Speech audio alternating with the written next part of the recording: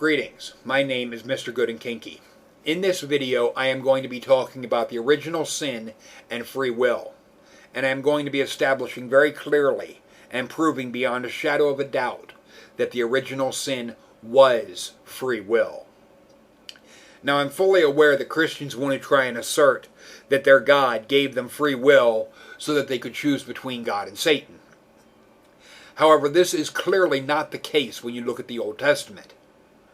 The idea of an all-good God and an all-evil devil did not come about until after the 6th century BC and Zoroastrianism. It was Zoroaster that put forward this idea of an all-good God. Prior to that, the God figure was seen as the one that was causing both good and evil, as is mentioned multiple times in the Old Testament. There is not one reference to the devil figure acting on its own. It was always the strong arm of the God. Just as all of the spirits and angels and so forth were messengers and so forth of the God.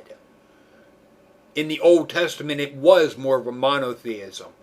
In the New Testament it became more of a stereotheism, because you had this good God and evil devil, two gods type of thing, vying for power. However, in this I am focusing on the original sin and free will, because this will pull the rug completely out from under Christianity and this need for salvation through Jesus and so forth. Now, before I get into the story itself of the original sin, I want to cover the word sin and the variations of it. The word sin does not even appear in the story to which it is attributed. As you see in front of you, here are a list of the word sin when it first appeared and the variations of it when they first appeared in the Bible. And what you will see very clearly is not one of these occurrences is in the story of Adam and Eve. Then, something else to note, a lot of Christians will use the term of Eve ate an apple, even though the word apple does not appear until the book of Deuteronomy. The reason people say that Eve ate an apple and so forth is that's what is taught in churches. So that's what they believe. It is not a matter of them actually reading the Bible and knowing what is there for themselves, but rather what is taught in the churches. However, when we get into the aspect of the first man and woman type of thing, for that you have to look in Genesis chapter 1, verse 27. The God, there's no Lord God in Genesis chapter 1. The word Lord does not appear until Genesis chapter 2, verse 4, after the God figure of the Genesis 1 went on its day of rest. But be that as it may, the God figure created man and woman at the same time, male and female. Created them together, almost as equals. An interesting concept if it had stayed. But might have changed things with how women were treated. But be that as it may. In Genesis chapter 1, verse 29, we see something rather interesting. And God said, Behold, I have given you every herb bearing seed which is upon the face of all the earth, and every tree in which is the fruit of a tree, to you it shall be for meat. Now I've heard some atheists go off on, anybody that thinks the fruit of a tree is meat I have a problem with. This is where I have a problem with atheists. Some of them are so fucking petty that they don't pick their battles. They want to try and focus on one little oddity, or like I see on YouTube so much, they want to be a fucking spell checker. That if something's not spelled fucking perfect, they want to be making a big fucking deal about it. Pick your fucking battles, atheists. You don't want to get wrapped up in petty bullshit and miss the real issue. Where Genesis chapter 1 verse 29 is fundamentally damaging to Christianity is the God figure is giving authority to Adam and Eve to eat any tree they want. Not any tree, but one. But every tree. That is what matters. It's not the aspect of meat or whatnot. Who gives a fuck about a word? Because when you get into the story itself, in Genesis chapter 2, things change.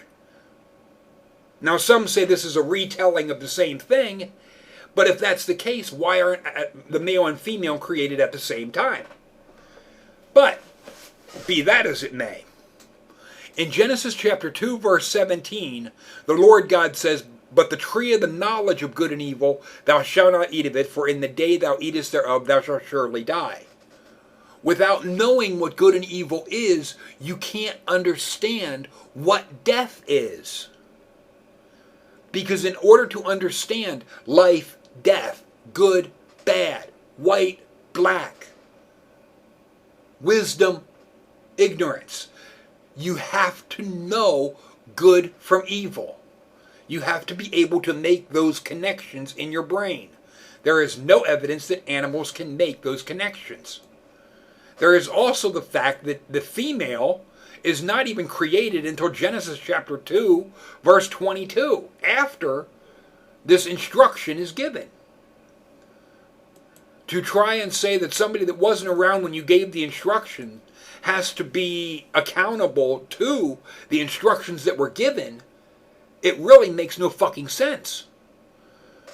But then what we see is in Genesis chapter 3, verses 4 and 5, the serpent makes 3 statements as opposed to the Lord God's 1. The serpent says, "You shall not surely die." That's 1. Then, "For God doth know, in the day you eat thereof, then your eyes shall be opened." That's 2. "And you shall be as gods, knowing good and evil." That's 3. And the next verse is the most telling as far as their authorization to eat of any tree they wanted. "And when the woman saw that the tree was good for food, and it was pleasant to the eyes, and a tree to be desired to make one wise," hacha hacha rody do, that was all she would have needed to see. It's good for food, okay. Every tree that is good for food, for you it shall be for meat. Not every tree, but one.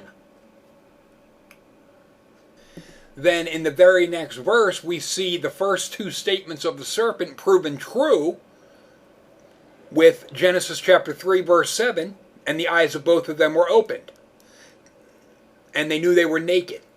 The knowing they were naked, the only thing that would matter, or what that would show, is consciousness. Conscious awareness of oneself.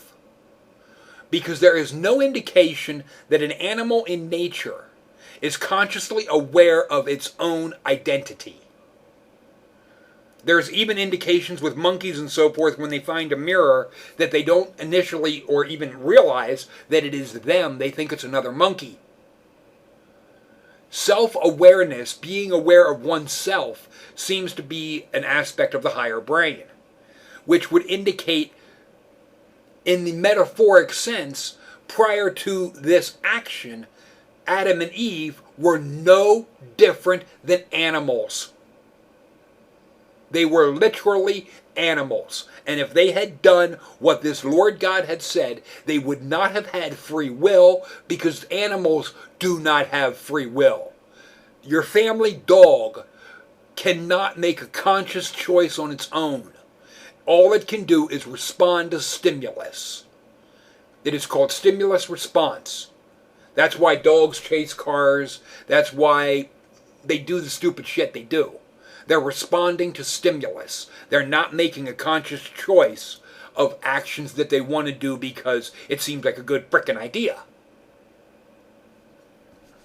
However, just to establish this talking snake is the one that's telling the truth, the first 2 statements of what it said were proven true in Genesis 3, verse 7. The third is proven true in Genesis chapter 3, verse 22. And it says, "And the Lord God said, Behold, man is become as one of us to know good and evil. Now lest forth he put forth his hand, and take also of the tree of life, and eat and live forever." Clearly this Lord God is in a freaking panic. One of, oh shit, they have free will. Now they're going to be like us and know good and evil, be able to make up their own minds, think for themselves. And now if they eat of this other tree, they will be immortal like us. Oh shit, what are we going to do? We have to stop them from doing that. It seems like this fucking God is in a panic. What, is it afraid we're going to be, in a sense, evolving beyond where it's at? It's an interesting idea, but one that I'll let rest for here and now. What I want to focus on is an idea that presented itself to me twice in emails that I got back to back today that you see before you now. Both are Christians that try to put forward this idea that Adam and Eve already had the knowledge of good and evil, or free will, before they ate of the tree. There is a major problem with this. That problem being Genesis chapter 3, verse 7, where it says the eyes of both of them were opened. In that verse, it is showing that there was a change that occurred from the action that was taken, which would indicate that they did not possess the attribute of that action prior to that action, or there would have been no change. It's also absolutely moronic to try and put forward this idea that they had both the knowledge of good and evil and immortality before this quote-unquote fall, because if they would have had both, there would have been no need for them to partake of either tree. It would have simply been a matter of they would have known that they already possessed both. Like putting two trees in front of me of one is being male, the other's being white. Why the hell would I want to touch either of them? Because I already am. There was no indication in this story that they would, by eating the one, they would lose the other. One of the things Christians do is they want to presuppose facts that are not in evidence, or they want to try and read in and say, well, if you do this, this negative is going to happen. They want to make up things to fit their dogma, not going by what is actually there. There is also the fact that animals in nature have no perception that they are naked. They have no perception of good and evil. They have stimulus response. So if a Christian wants to try and say that Adam and Eve, prior to eating of the tree of the knowledge of good and evil, had free will, they would have to be able to prove that animals in nature have free will. They don't. They have stimulus response, and that is all. Which means it is the knowledge of good and evil that enables us to have free will. Because free will is being able to make up your own mind and think for yourself, make your own choices. And sin is called disobedience to the will of God. So if your free will doesn't line up with the will of this God, bam, you got sin.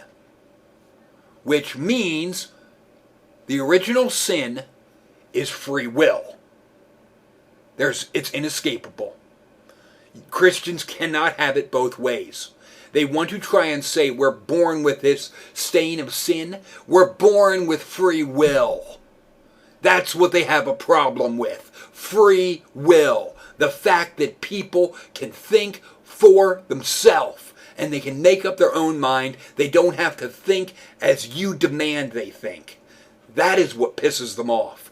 That is what they don't want. They want to be able to control and manipulate through fear. Because even though we know good and evil, we are still driven by fear.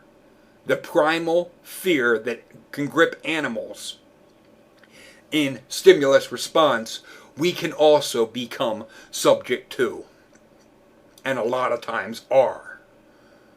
But this is Mr. Good and Kinky.